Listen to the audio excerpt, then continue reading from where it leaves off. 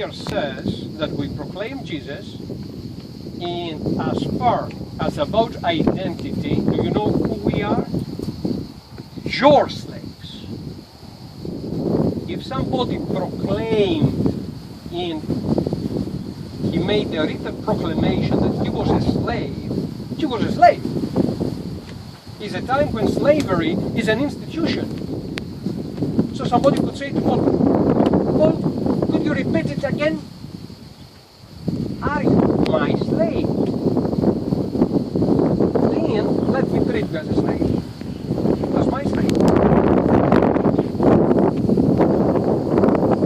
So the ministers of the church that time were not like Erastus, free will servants to the poor walking Jew preacher.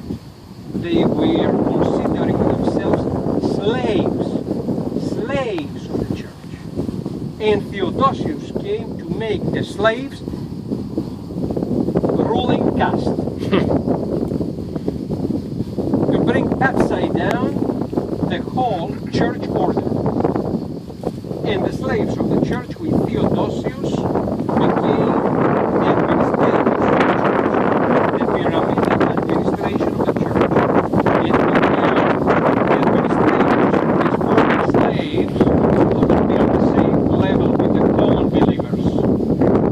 For that reason, what they did, they demolished a part of the octagon here, destroying the symmetry of the building. Look here, the building has a symmetry.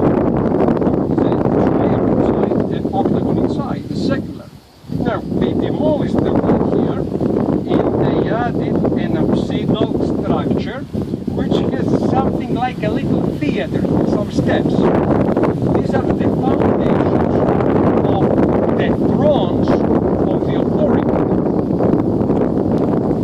This place here is called synchronon. Synchronon means the common for all the authority throne to sit. And then they elevated all this place in front of the thrones one step higher than the floor of the church.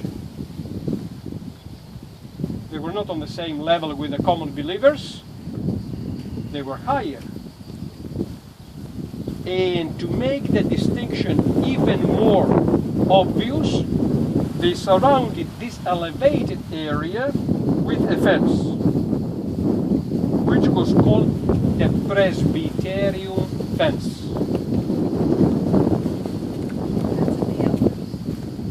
The elders who were now the authority, not the slaves. Elders who had thrones to sit. They were not sitting in the common seats around the church building like all the others. At the same time, the church adopted the sacrament of transubstantiation, which is a pagan worship way taken from the worship of Dionysius. And the supper of Jesus, the Last Supper, became now a sacrifice. It was not anymore the Holy Communion supper, but was sacrifice. And for sacrifice, they needed definitely an altar, a built table, not a portal wooden table. So, in front of the thrones, they erected the altar. That at the end of 4th century AD. At the beginning of 5th century, some years later, less than 10 years later, the church is state. And look what happened. The church became the owner of 3 city blocks. 1, 2, 3. Look the octagon here. Look the destruction of the symmetry. The roads that connected this part of the city with Via Ignatia were closed here and here, and they were turned to corridors. The church now has a guest house. The church has public baths. What happened with the temple, the pagan temple, which was functioning up to that time as a pagan temple? This pagan temple was not demolished, but became the safe of the church, the place where the church kept the treasures. The church now is not poor, underground, persecuted community. The church now has treasures, has properties, has money, has gold. And the third city block became the first floor, workshops and food storages, especially olive oil for the candles, for all they needed in the church, wheat, bread, and wine.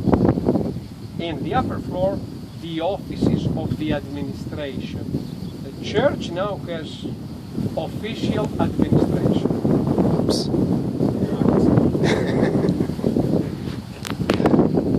Philippi is a place worthy not only for its biblical significance, but you can follow the church history in Philippi from the apostolic time to 8th century AD without interruption. And in Philippi you can study how we passed from the apostolic simplicity to the complexity of the state church. Is there any question?